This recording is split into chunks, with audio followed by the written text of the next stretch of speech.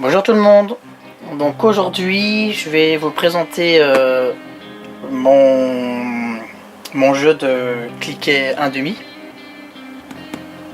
Ça aussi c'est l'un des premiers matériels que j'ai acquis parce que j'en avais besoin pour faire ma voiture, etc. Donc voilà. Donc la référence c'est SL171. Donc c'est marqué là.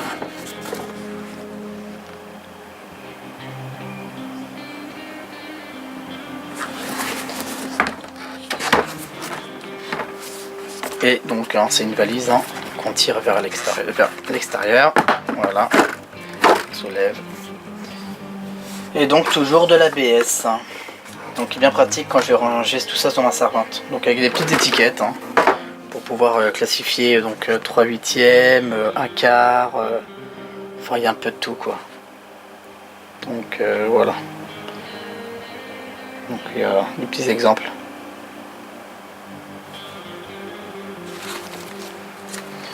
Donc voilà, la valise se présente comme ça.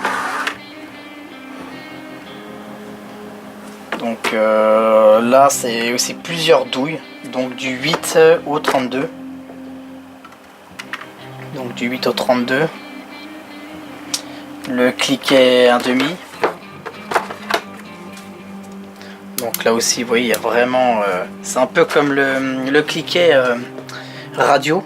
Oui, il y a vraiment de tout petits, c'est-à-dire qu'on peut vraiment, dans les petits endroits, il y a vraiment de faibles dents, c'est-à-dire que les dents sont très très proches, volontairement, pour pouvoir travailler tranquillement.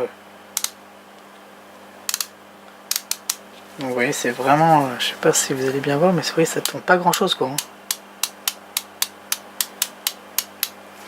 Donc voilà. Donc là, toujours pareil avec le système de poussoir.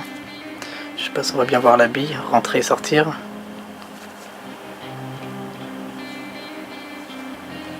Bon, on la voit pas forcément là, sortir et rentrer. Donc voilà, pour éjecter et insérer une douille. On peut le montrer tout de suite. Donc là, vous voyez, son appui. C'est pas fait pour que si j'appuie, ça rentre tout seul. Et après, voilà. Voilà. Donc voilà, là aussi pour desserrer, serrer, tout simplement.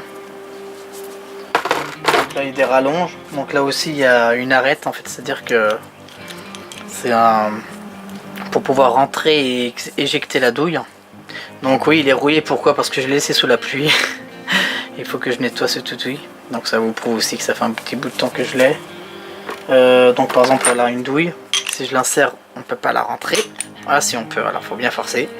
Et pour l'éjecter il suffit donc de lever cette partie là et ça vient tout seul. Vous voyez, je force pas. En revanche si je force là, vous voyez, ça ne veut pas venir et je ne fais pas semblant. Voilà.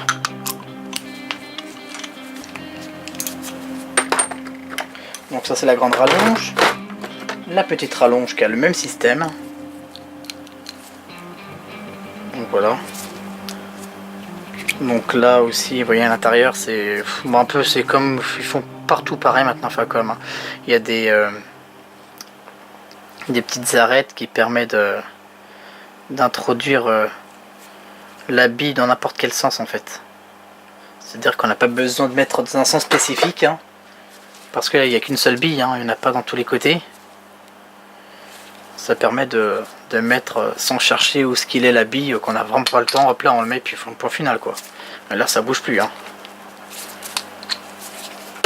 Voilà. Donc ça c'est encore, je sais toujours pas le nom, excusez-moi, mais bon c'est la partie articulée, donc pour pouvoir aller dans les angles en 90 degrés ou même moins, 30 degrés ou peu importe. Donc voilà. Donc ça articule aussi bien de gauche à droite que de haut en bas. Donc voilà.